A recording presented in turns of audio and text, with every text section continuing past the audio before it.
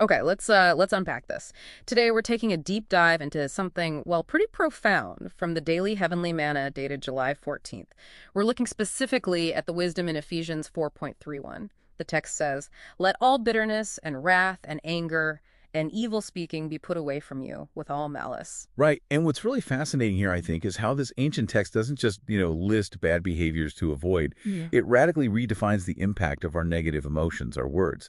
It suggests that from like a divine high standpoint, things we might see as common everyday stuff, well, they have much deeper, more destructive implications. Yeah, that really makes you reconsider the unseen power of things, doesn't it? So our mission today is really to explore how this text makes such a direct, kind of uncompromising connection, equating hatred with murder and slander with assassination.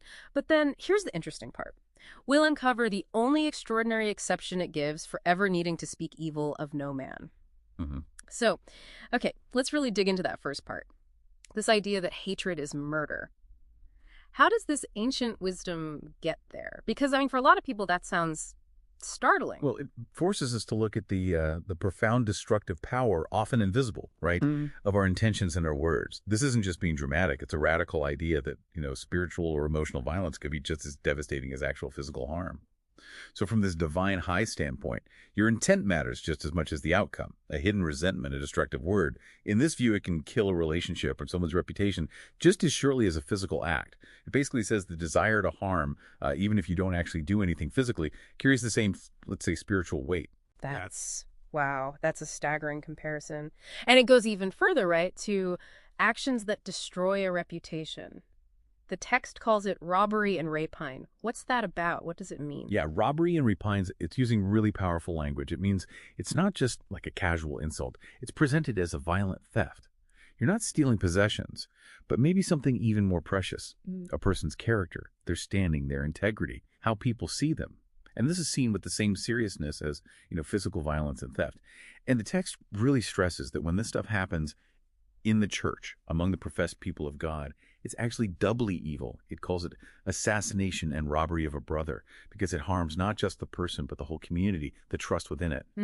That sets an incredibly high standard for how we speak and even what we think. But then you mentioned there's a glimmer of an exception. Is there really any situation where speaking what seems evil is okay or even necessary? This is where it gets really nuanced, and it's crucial to grasp this part. The text does allow for speaking evil, but only, and I mean only, in a situation of absolute urgent necessity. It has to be completely contrary to our heart's wishes. So you're not doing it out of spite or anger or to feel good or frustration. Not at all. The motivation has to be purely because of love for others who, if not informed, might be injured. Mm-hmm. Think of it like a life or death warning. You have to tell someone they're about to walk into serious danger. It's not for casual criticism or, just venting. Okay, so definitely not a loophole for everyday gripes or judgments. It's a very specific, selfless act meant purely to protect others. That really brings up a big question, doesn't it? How often do our everyday criticisms or negative comments about people actually meet that incredibly high, selfless standard? Exactly. That's the point. This context means if you feel you must speak a difficult truth about someone, it absolutely has to come from that place, that precise, almost life-saving need, driven by genuine love for others who could be seriously harmed, not from bitterness or anger or just wanting to tear someone down. It demands, well, a huge amount of self-awareness and really clear motives. So, wrapping this up, what's the big takeaway here? This deep dive, it reveals just an incredibly high bar for our words, our intentions. Yeah? The text sees negative communication, things like hatred, slander, wrecking a reputation. It views them with the same gravity as severe crimes, arguing that from that high standpoint, hatred is like murder, slander is like assassination, and destroying someone's good name is basically violent theft of their character. And the stakes get even higher when these things happen within a community, becoming doubly evil. Yeah, and we connect this to the bigger picture. That single scenario where speaking evil is allowed. It's just that one. Absolute urgent necessity. Yeah. And it must be driven by love for others who might get hurt. Yeah. It really makes you reflect, especially today, with social media amplifying everything. How often do our daily criticisms, our call-outs, truly come from that place of absolute selfless love?